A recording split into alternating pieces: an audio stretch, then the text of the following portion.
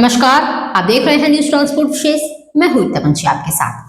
Supreme court की महिला सुरक्षा पर सख्त टिप्पणी। क्या अब भी कुछ नहीं बदला? दिल्ली में 16 दिसंबर 2012 को हुए निर्भया सामूहिक बलात्कार और हत्याकांड की 12वीं बरसी पर सुप्रीम कोर्ट ने महिला सुरक्षा को लेकर गंभीर सवाल उठाए हैं। अदालत ने केंद्र सरकार से पूछा कि महिलाओं, बच्चों और ट्रांसजेंडर व्यक्तियों के लिए सुरक्षित वातावरण सुनिश्चित करने के लिए क्या ठोस कदम उठाए जा रहे हैं। यह सवाल उठता है कि क्या अब भी कुछ नहीं बदला? क्या है मामला? सुप्रीम कोर्ट में महिला वकीलों के संगठन supreme court women lawyers association यानी कि SCWLA ने याचिका दायर कर पूरे देश में महिलाओं की सुरक्षा के लिए दिशा निर्देश बनाने की मांग की है। इस याचिका में सार्वजनिक स्थानों पर CCTV कैमरे लगाने, अश्लील सामग्री पर रोक लगाने और बलात्कार के दोषियों के लिए रासायनिक बाध्यकरण जैसे कठोर उपायों की सिफारिश की गई है। सुप्रीम कोर्ट की इस पर क्या प्रतिक्रिया है, चलिए ये भी जानते हैं।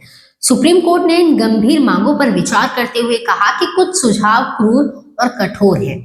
हालांकि अदालत ने यह भी माना कि कुछ पहलुओं पर गहन विचार की आवश्यकता है, जैसे सार्वजनिक परिवहन में महिलाओं की सुरक्षा और उचित आचार संहिता का पालन।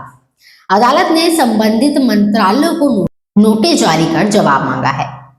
महिला वकील संघ की चिंताएं क्या हैं, चलिए आपको बताते हैं। SCWLA की अध्यक्ष और वरिष्ठ अधिवक्ता महालक्ष्मी पवनी ने कहा कि निर्भया से लेकर अभया कोलकाता के आरजीकर अस्पताल में हुई बलात्कार और हत्या की पीड़िता तक कुछ भी नहीं बदला। उन्होंने छोटे शहरों में यौन शोषण की घटनाओं की ओर भी ध्यान आकर्षित किया और अक्सर रिपोर्ट नहीं होती। पवनी ने स्कैंडिनेवियाई देशों में अपनाए गए कठोर दंडात्मक उपायों की वकालत की, जैसे रासायनिक बाध्यकरण। सरकार की भूमिका पर सवाल।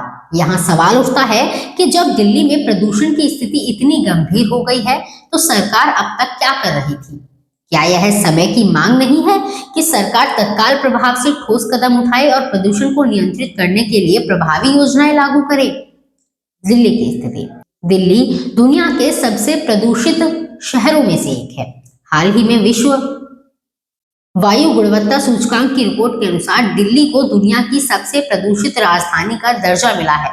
यह स्थिति दिल्ली वासियों के लिए स्वास्थ्य के लिए गंभीर खतरा है। इस पर क्या आवश्यक कदम उठाए जा सकते हैं, चलिए इस पर भी बात कर लेते हैं। आपातकालीन योजना का तुरंत कार्यान्वयन। सरकार को तुरंत प्रभाव से आपातकालीन योजना लागू करनी चाहिए, जिसमें निर्माण गतिविधियों पर रोक, वाहनों की संख्या में कमी और पराली जलाने पर सख्त कार्यवाही शामिल हो। सार्वजनिक परिवहन को बढ़ावा। निजी वाहनों की संख्या कम करने के लिए सार्वजनिक परिवहन को बढ़ावा देना चाहिए। जन जागरूकता अभियान की ओर ध्यान देना चाहिए। लोगों को प्रदूषण के खतरों और बचाव के उपायों के बारे में जागरूक करना चाहिए।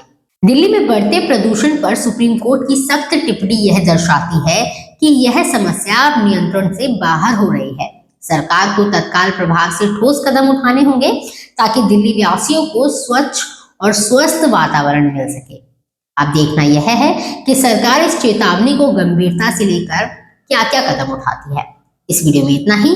ट्रांसपोर्ट से जुड़ी और तमाम खबरें जानने के लिए देखते रहिए न्यूज ट्रांसपोर्ट विशेष।